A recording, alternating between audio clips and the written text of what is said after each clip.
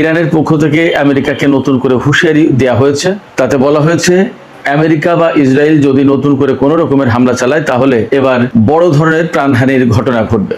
হুমকিটি যথেষ্ট গুরুত্বপূর্ণ। এপাশে লেবানন এবং ইসরায়েলের ভেতরে যে চুক্তি হয়েছে সেই চুক্তি না মানার ঘোষণা দিয়েছে হিজবুল্লাহ। তারা বলেছে এই চুক্তি বাস্তবায়ন করতে গেলে প্রয়োজনে লেবাননের ভেতরে গৃহযুদ্ধ শুরু করবে। এদিকে ইরানের সাথে আমেরিকার টানাপোড়েন উত্তেজনা থাকার পরেও এবং 25 ও 26 জুন ইরান আমেরিকার ভেতরে ছোটখাটো রকমের সংঘর্ষের ঘটনার পরেও হরমুজ প্রণালীতে জাহাজ চলাচলের সংখ্যা বেড়েছে। এদিকে পাকিস্তান এবং ইরানের মধ্যে নতুন করে সম্পর্ক অনেক গভীর হবে বলে যে সমস্ত জল্পনা কল্পনা চলছিল তার বাস্তব রূপ দেখা যাচ্ছে। পাকিস্তান নতুন করে ইরানের তেলের বাজারে ঢুকছে, ইরান থেকে তেল নেবে।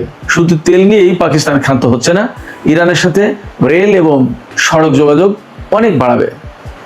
এই যে প্রেক্ষাপট, এতে তেহরানের সাথে ইসলামাবাদের সম্পর্কের ধরন কোন পর্যায়ে যাবে, সামগ্রিকভাবে মধ্যপ্রাচ্যের পরিস্থিতি কোথায় যাচ্ছে, নতুন করে কি আমেরিকা এবং ইরানের ভেতরে বড় ধরনের সংঘাতের আশঙ্কা আছে?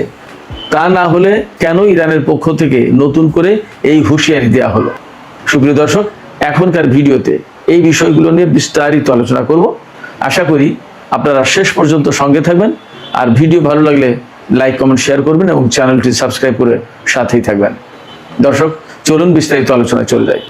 আমরা সবাই জানি ইরান এবং আমেরিকার মধ্যে নতুন করে সংঘর্ষের ঘটনা ঘটেছে। তারপরেই ইরানের সর্বোচ্চ নেতার নিরাপত্তা বিষয়ক উপদেষ্টা মহসিন রেজাই তিনি বলেছেন আমেরিকা এই সমঝোতা লঙ্ঘন করে গুরুতর অপরাধ করেছে, তার জবাব দেওয়া হয়েছে এবং ভবিষ্যতে ইসরায়েল এবং আমেরিকা যদি কোনো রকমের ইরানের উপরে হামলা চালায় তাহলে তার জবাব হবে ভয়াবহ, তাৎক্ষণিক এবং চূড়ান্ত। তিনি বলেছেন ইরান যে জবাব দেবে তাতে বড় ধরনের প্রাণহানির ঘটনা ঘটবে, একেবারে সরাসরি তিনি বলেছেন। একটু আমরা ব্যাকগ্রাউন্ড থেকে আসি। এই মহসিন রেজাই হচ্ছেন ইরানের সর্বোচ্চ নেতা সাইয়েদ মুজতবা খামেনি, তার সামরিক বিষয়ক উপদেষ্টা। তিনি অর্থাৎ মহসিন রেজাই IRGCর প্রধান কমান্ডার ছিলেন। তিনি প্রধান কমান্ডার ছিলেন যখন ইরান এবং ইরাকের যুদ্ধ চলে 1980 থেকে 88 সাল পর্যন্ত। এইরকম সময়ে তিনি কমান্ডার ছিলেন। ইরানের রাজনীতিতে তার গুরুত্বপূর্ণ অবদান রয়েছে, ভূমিকা রয়েছে এবং তিনি খুব প্রভাবশালী ব্যক্তি। তার কথার মূল্যও আছে। সর্বোচ্চ নেতার সামরিক উপদেষ্টা মানে হচ্ছে সর্বোচ্চ নেতার একেবারে ঘনিষ্ঠ ব্যক্তি। তার এই বক্তব্য মানে সর্বোচ্চ নেতার দপ্তর তার এই বক্তব্যকে গ্রহণ করবে। সেক্ষেত্রে তিনি যে বললেন যে এবার বড় ধরনের প্রাণহানির ঘটনা ঘটবে, এই কথাটা যথেষ্ট তাৎপর্যপূর্ণ, গুরুত্বপূর্ণ। কেন তিনি এই কথা বলছেন আমরা একটা বিষয় খেয়াল করে দেখব। এই যে 40 দিনে যে যুদ্ধটা গেল ইরানের সাথে ইসরায়েল এবং আমেরিকার, বা গত বছরের জুন মাসে যে 12 দিন যুদ্ধ করেছিল ইসরায়েল এবং ইরান এবং শেষ পর্যন্ত তাতে জড়িয়ে গিয়েছিল আমেরিকা, সেই যুদ্ধেও বেসামরিক লোকজনের উপর হামলার সংখ্যা একেবারেই কম। এর প্রধান কারণ ইরান ইসলামের নীতি নৈতিকতা অনুসরণ করে।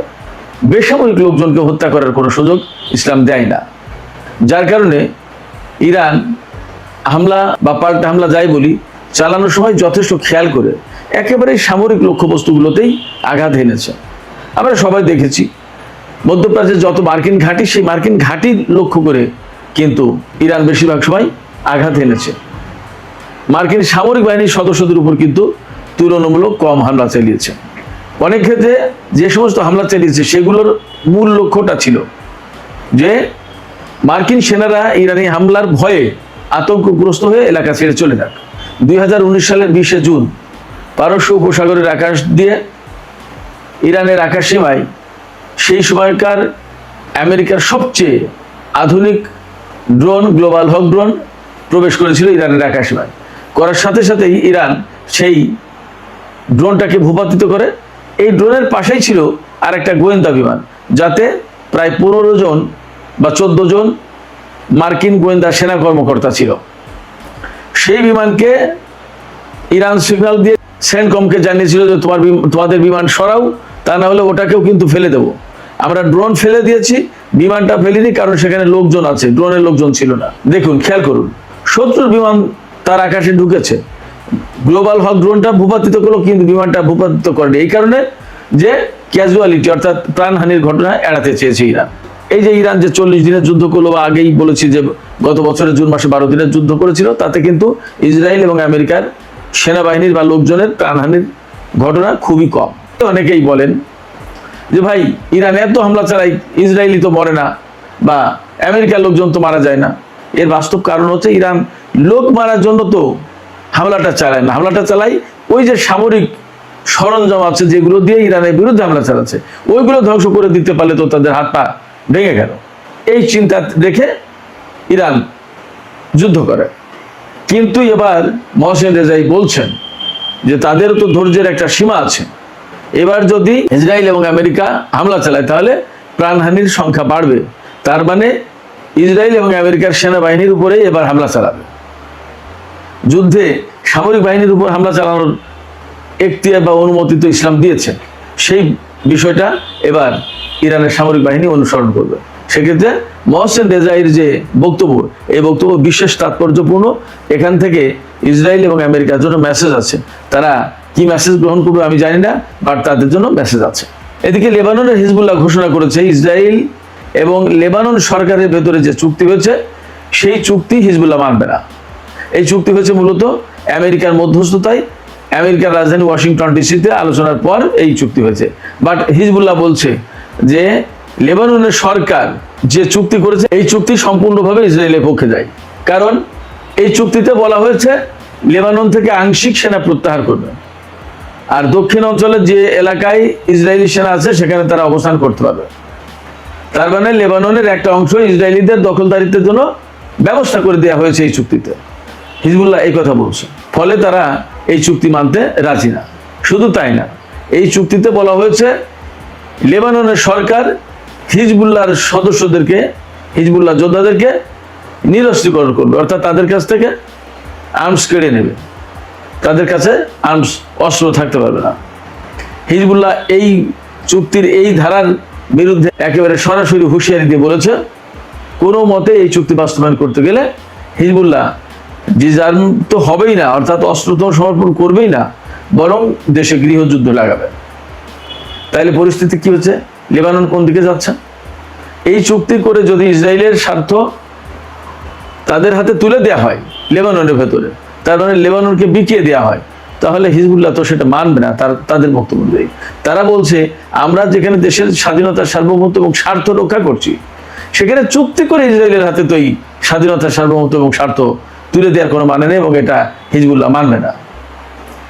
তাতে বোঝা যাচ্ছে লেবাননের পরিস্থিতি এই চুক্তির কারণে আরো জটিল হলো, যেখানে সমাধান হওয়ার কথা সেখানে জটিল করলো, এবং মনে হচ্ছে লেবানন সরকারের সাথে হিজবুল্লাহর একটা বড় রকমের দ্বন্দ্ব শুরু হয়ে যাবে। দেখা যাক, ভবিষ্যতে বলবে, আমরা কয়েকদিন অপেক্ষা করলেই বুঝতে পারবো যে আসলে পরিস্থিতি কোথায় যাচ্ছে। এবার আসি হরমুজ প্রণালী, পারস্য উপসাগরে জাহাজ চলাচল এবং পাকিস্তান আর ইরান এই দুই দেশের মধ্যে যে স্বার্থগত সম্পর্ক অনেক বেশি গভীর হচ্ছে, সেই সম্পর্কের গভীরতা নিয়ে কিছু আলোচনা করি। প্রথমে আমি হরমুজ প্রণালীতে জাহাজ চলাচল যে বেড়ে গেছে এই প্রসঙ্গে কথা বলি। প্রথমত হরমুজ প্রণালী কতটা গুরুত্বপূর্ণ সেটা আমরা সবাই জানি। বিশ্বে যত সার লাগে, রাসায়নিক সার, তার 30%-এর বেশি এই রুট দিয়ে পরিবহন করা হয়, অর্থাৎ মধ্যপ্রাচ্যের বিভিন্ন দেশ থেকে এই সার নিয়ে বিশ্বের বিভিন্ন প্রান্তে পৌঁছে দেওয়া হয়।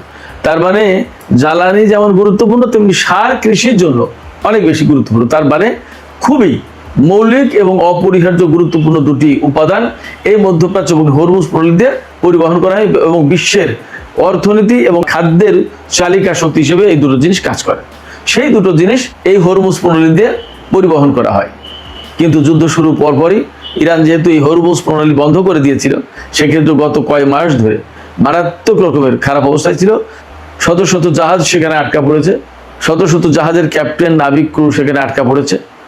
একই সাথে সারা বিশ্বে তেল এবং সারের চালান পৌঁছাতে না পারার কারণে সারা বিশ্বের অর্থনীতি মারাত্মক ঝুঁকির মুখে পড়েছে। এই অবস্থা থেকে আমেরিকা ইরানের সাথে একটা চুক্তি করে এই পরিস্থিতি সামাল দেওয়ার চেষ্টা করেছে। ইসলামাবাদ সমঝোতা স্মারক নামে যে চুক্তি সই হয়েছে ইরান এবং আমেরিকার মধ্যে, তারপরেই কিন্তু হরমুজ প্রণালী থেকে, এই চুক্তির শর্ত মোতাবেক হরমুজ প্রণালী থেকে ইরান তার কন্ট্রোল অনেকটা শিথিল করেছে, আর আমেরিকা তার নৌ অবরোধ তুলে নিয়েছে।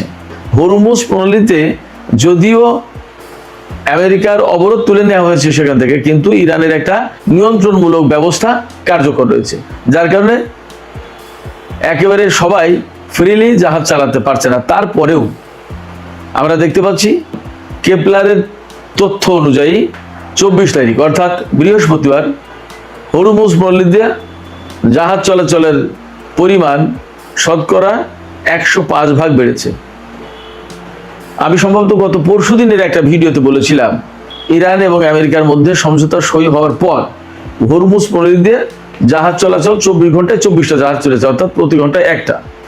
যুদ্ধ শুরুর আগে 24 ঘন্টায় অন্তত 100 জাহাজ চলাচল করত।